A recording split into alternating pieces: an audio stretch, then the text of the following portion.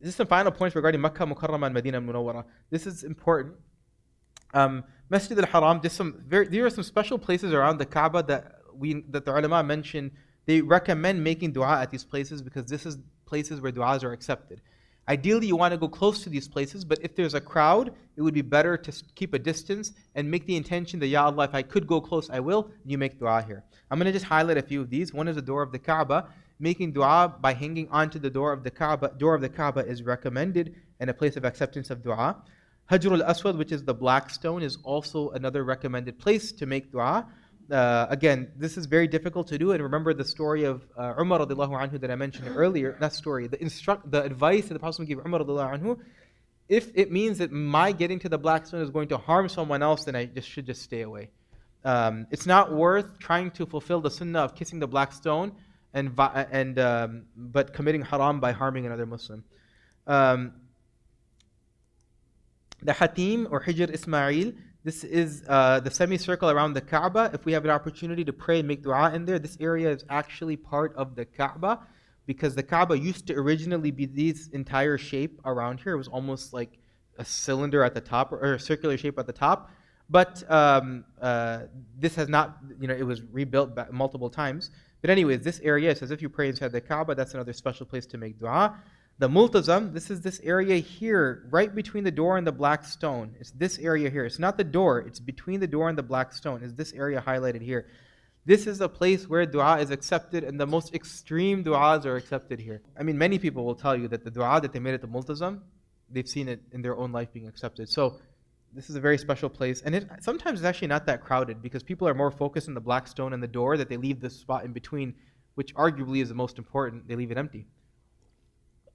Okay, this spot right here, marked by the arrow, it's still a marking there. This is the spot where the Prophet ﷺ was taught how to pray Salah by Angel Jibreel. The markings are still there. They've kept them, which is astonishing. Maqam Ibrahim is listed here as well. One hadith narrated in Ahmad, Prophet ﷺ said the black stone and the maqam are two precious stones of paradise. Now, what do we do in Makkah the rest of the days that we're there? The recommended ibadah to perform. Number one is to perform as much tawaf as possible. So now if I'm in Makkah for a few more days, the number one additional act of worship, now that my umrah is done, the number one form of worship is to do additional tawaf. It's not extra umrah. In fact, the ulama advise against doing extra umrahs when there. Because it's not, the one umrah is complete and we're done. But if a person wants to, for some other reason, maybe they have to make up an umrah or they want to do it for someone else, it's rewarded, of course. But the best thing that a person can do is additional nafil tawaf, where they do 7 circuits around the Kaaba and they perform 2 rak'ah of Maqam Ibrahim. Of course, making dua. Honestly, if a person is going to the Haram, for the weeks before, anything that's going through their mind, any difficulty, any challenge, any thought, they should just jot it down. And the entire time they're in Makkah and Masjid, they should just be constantly making dua and running through that journaling that they've taken, because this is a place where duas are accepted. Pray 5 salah qada once. My teacher recommends this. It's interesting.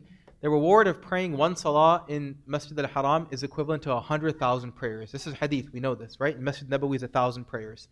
And many ulama extend this, like for instance, Mullah Ali Al-Qari, a very famous faqih, he and many other scholars extend this to any form of worship performed in that space is multiplied by 100,000 times.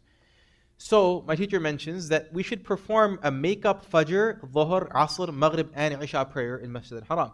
Why? Because, if we had missed Salah in our life or there were deficiencies, our hope is that Allah subhanahu wa ta'ala will overlook it, because if our qadha is multiplied by 100,000 times, that's a lot of Salah that we've now sort of made up. Now, that doesn't remove the legal obligation of if I actually missed a Salah, I still have to make it up. But maybe the spiritual responsibility that I had, inshallah, with the right intention, will be multiplied and accepted.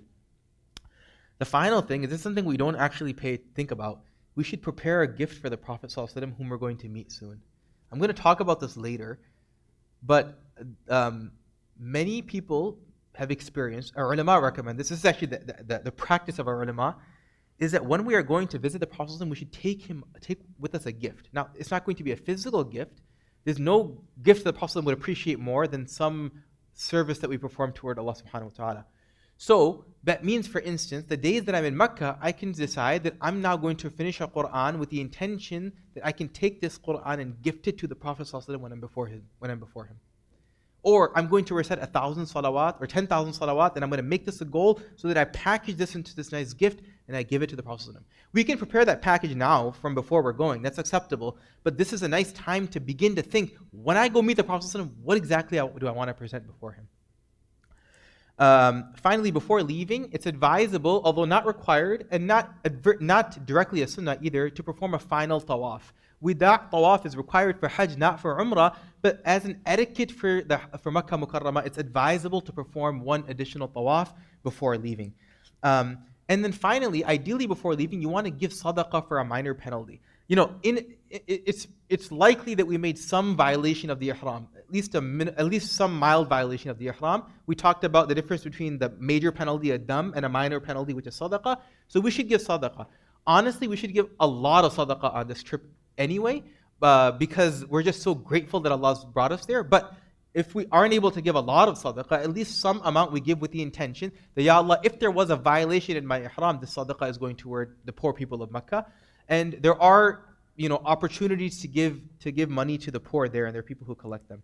Now, once you complete, the Umrah and you're spending time in Makkah, there are many, many places to visit, right, in the local area. And I'm just showing you images of some of these here.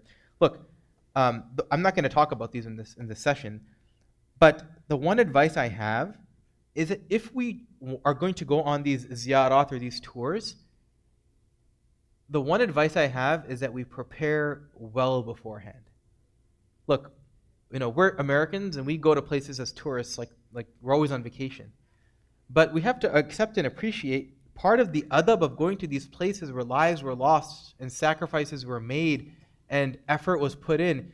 It's to actually prepare and learn about these places, go to these places, not with the intention of having your group leader give you a talk about what happened at Hira or what happened at in the Jabal Rahmah. I already am prepared, knowing what happened at these places. I'm here just to reflect upon the moment, make dua that Allah subhanahu wa ta'ala grant me the barakah of that space and move on. I mean, I find it to be extremely against adab that I could just show up to, some space there. For instance, the Battle of Uhud took place, and I can just go there and, one hand I have my Starbucks coffee, and the other hand I have, and someone's, so tell me what happened here. Oh, so-and-so died. Oh, so-and-so, made a sacrifice. Oh, that's cool. Interesting. And then, all right, where are we going next? To me, it's against adab to approach these places in this way. So we should adequately prepare beforehand, go there and make dua at these places. What are some potential pitfalls of Umrah? Number one is to visit historical sites like tourists. We aren't tourists. We're part of the ummah of the Prophet ﷺ. We're part of the progeny, in a way, of the Sahaba that made incredible sacrifices in these places.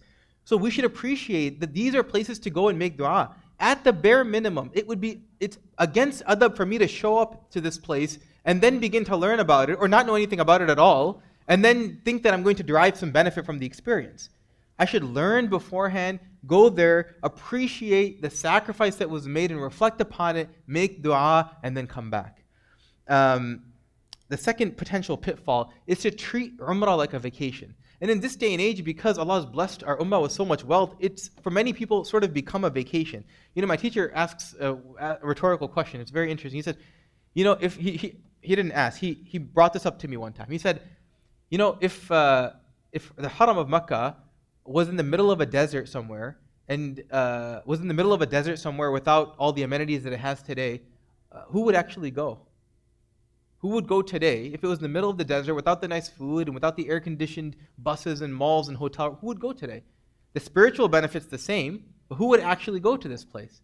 It's because in this day and age, we've almost made it sort of like a vacation, and it's not. I think the way to think about it is, what would our mindset be if I was to tell you, let's say, may Allah protect us and our families, but if I am diagnosed with some rare cancer, and there's only one hospital in the entire country that can provide me with that cure, what would my mindset be? I'd get there days before my appointment, just to make sure, at least the night before, so I don't miss it. When I would get there, I wouldn't be concerned about what food was available there or what hotel room I was staying overnight or if my physician was late for a couple of hours. I know that my success in this, my success from and healing from this cure is dependent on the opportunity present at this hospital. So I will, I don't care about any of those details. I just want that particular thing. Umrah is the same way. It doesn't matter the hotel and the bedding and the air conditioning and the food. It's not a vacation. It's an opportunity for us to reset our lives in the most unique way and to cure ourselves of all of the spiritual cancers that are plaguing us. And we're sort of concerned with all of these other details that are pretty much irrelevant. So we should approach the Haram of Makkah as the spiritual hospital as the only spiritual hospital that can cure us of our illnesses. Another potential pitfall is going with more than one intention. And I've already mentioned this earlier, but we go for Allah, not for a family vacation, not because the food is good, not because we need a break, not because everyone else is going, so I feel left out, so I want to go also, not because they have great jewelry sets there, not because the jilbabs there you can only find, over here and they're much cheaper. And this is why that cell phone thing I mentioned earlier, the intention, وَأَتِمُّ الْحَجَّ وَالْعُمْرَةَ لِلَّهِ. Allah Ta'ala says in the Quran, perform the Hajj and Umrah lillah, meaning for Allah, and it gives the meaning of Allah alone. There cannot be any competing interest. The final pitfall is to be critical of the journey. We have a tendency to be critical because this is just who we are and we're taught to be critical.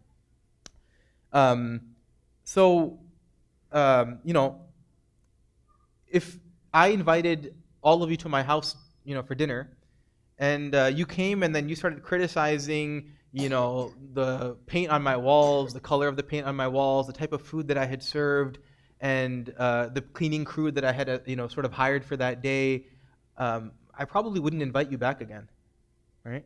So if I'm going to go to the Haram of Makkah and I'm going to be critical of the food and be critical of my experience in my hotel room and critical of the guard who wouldn't let me into the masjid and critical of, the bellman who brought my luggage late, these are all people who Allah's placed into His home to serve us.